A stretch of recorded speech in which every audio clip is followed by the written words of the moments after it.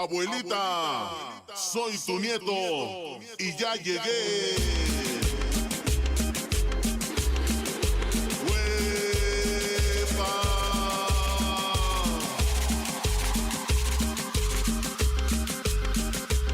Y la dinastía. El rol del hombre de campo en las guerras de independencia y civiles que tomaron lugar a lo largo de los siglos XVIII y XIX fue de suma importancia. Por supuesto, a estos se les nombró de diferentes maneras dependiendo de su ubicación geográfica, teniendo los llanos de la zona tórrida al llanero, en Argentina al gaucho, al cowboy en el oeste de los Estados Unidos, en México al campesino, yéndonos más lejos al cosaco en Rusia, entre muchos otros. Durante el siglo XIX, el rol del hombre de campo en la guerra fue muy importante.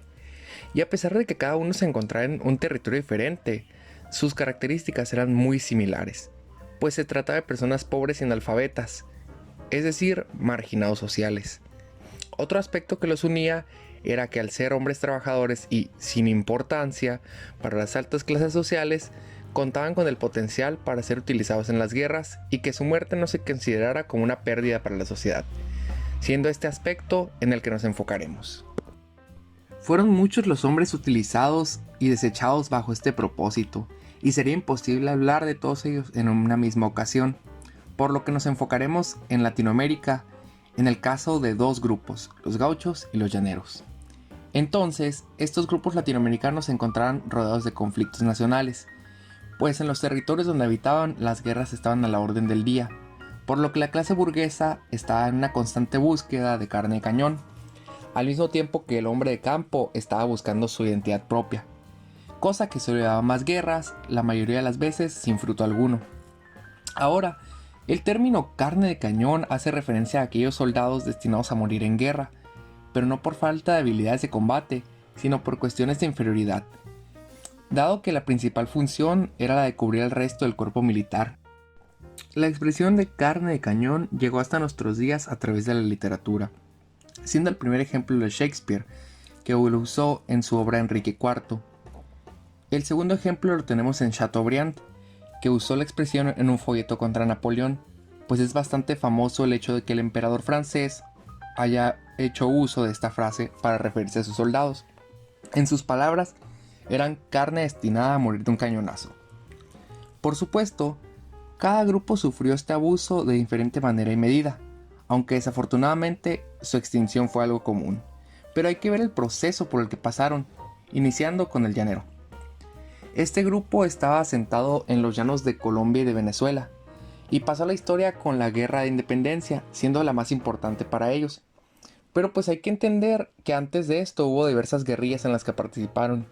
A estas se les dio el nombre de guerras étnicas, porque al pelear sabían cómo sacarle el máximo provecho al territorio, razón por la que al trado le parecieron de que excelentes soldados. Lo anterior quiere decir que no solo luchaban y ya, sino que utilizaban la naturaleza a su favor, usándola de medio de defensa. Incluso a los animales se les podría considerar parte del equipo militar, pues al ser criaturas no solo salvajes, sino también desconocidas para los extranjeros, estos se asustaban y eran atacados, lo cual creaba una mayor posibilidad de éxito para el llanero. Además, ellos tenían sus propias estrategias de pelea incomparables a aquellas que se les pudiera enseñar a los militares, pues ciertos factores como la sorpresa era algo que incluían al momento de luchar, al igual que el movimiento constante para evitar emboscadas, por lo que además de ser hombres fuertes y ajenos al mundo exterior, se evitaban la tarea de entrenarlos, lo cual facilitaba mucho el proceso de formar soldados, ya que no requerían del mismo esfuerzo que el que se emplearía en soldados nuevos. Claro está que una vez que los llaneros eran utilizados, eran desechados. Entonces lo que pasó aquí fue que el ejército realista, que era contra el que los llaneros estaban luchando desde un principio, fue y los reclutó. Aquí en esto destacó el papel de José Tomás Boves, que era un militar perteneciente a la causa monárquica, y él convenció a los llaneros de que les iba a dar un mejor trato si luchaban a su lado. La participación de los llaneros en apoyo de Boves fue de suma importancia, pues gracias a ellos logró la disolución de la Segunda República de Venezuela en 1813. Desafortunadamente, pues solo tuvo consecuencias negativas para los llaneros, ya que varias de las promesas de Boves no fueron cumplidas. Además, se les fueron arrebatados ciertos cargos y se les dejó de lado una vez no los necesitó. Esto solo significó el inicio de la explotación de los llaneros en las guerras, porque a la muerte de Boves le sucedieron más personajes que decidieron emplear a los llaneros para las guerras, entre ellos Simón Bolívar, aunque esto sea controversial, porque los usó como parte de la causa independentista. A pesar de las increíbles estrategias de los llaneros, estas guerras significaron un sinnúmero de muertes. Una de las técnicas que utilizaban era el llamado embarajuste, que significaba que una vez que se ponía muy cruenta la lucha y era muy difícil para ellos conseguir el éxito, se dispersaban. Y una vez que pues veían que estaba otra vez las cosas calmadas, se volvían a agrupar. Las cosas por fin cambiaron con la llegada de José Antonio Páez, el llamado Centauro de los Llanos. Este era un llanero de origen humilde que los lideró en su lucha por la independencia llanera y los llevó a la libertad. Y más tarde él se convertiría en el primer presidente llanero de Venezuela. Ahora vamos a pasar a la siguiente figura prominente del campo sudamericano, que fue el gaucho. Estos eran habitantes del campo en el cono sur, lo que es Chile, Argentina y Uruguay. Era fácilmente identificable por ser un jinete muy hábil, porque tenía una estrecha relación con el ganado y con las actividades económicas derivadas de lo anterior, como el consumo de la carne y la utilización del cuero. Los gauchos apoyaron al caudillo José Gervasio Ortigas, quien fue una figura importante en la Guerra de Independencia Argentina.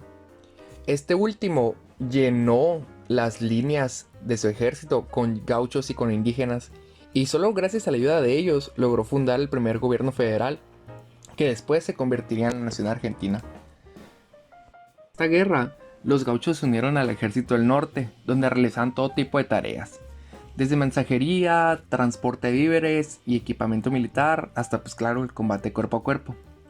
Para el año de 1812, Eustoquio Díaz Vélez formó un cuerpo de militares a caballo que estaba conformado en su mayoría por gauchos y les llamó los Patriotas Decididos.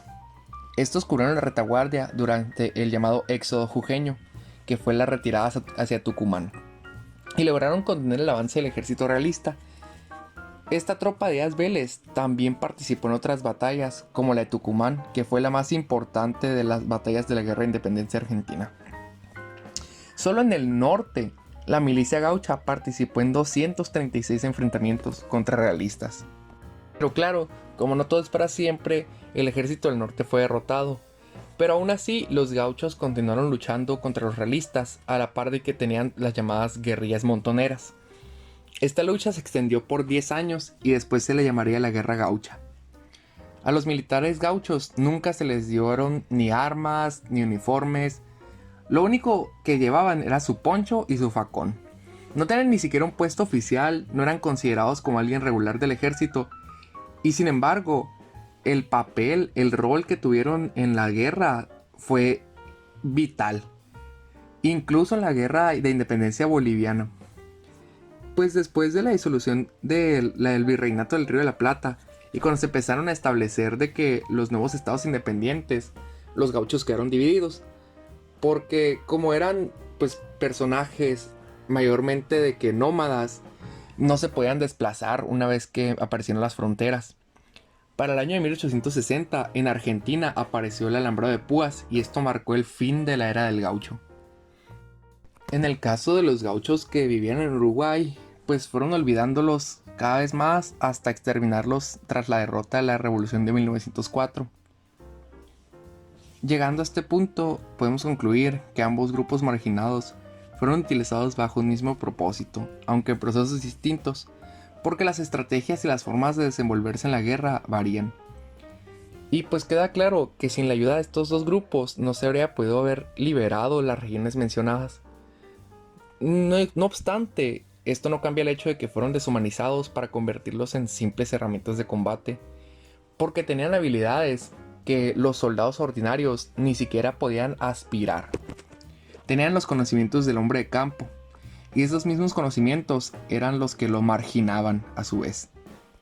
Un ejemplo claro de la visión que tenía el letrado acerca del gaucho está en una frase que dijo Domingo Faustino Sarmiento expresidente de la nación argentina, en una carta a Bartolomé Mitre. Dijo: no trate de economizar sangre de gauchos, ese es un abono que es preciso hacer útil al país. La sangre es lo único que tienen de seres humanos esos salvajes. ¿Cuándo es aceptada la barbarie? Cuando conviene. Cuando se puede controlar para el beneficio del poder, cuando no representa un riesgo directo. Los que son considerados bárbaros se convierten en armas, en objetos y sujetos cuyo nombre no pasa a la historia. ¿Y quiénes sí son recordados? Los que manejan las armas, los líderes, los privilegiados. Los grupos marginados son exprimidos hasta donde se puede beneficiar. Y cuando esto acaba, también se termina con ellos. Con los gauchos, con los llaneros, con los hombres de campo, con la carne de cañón.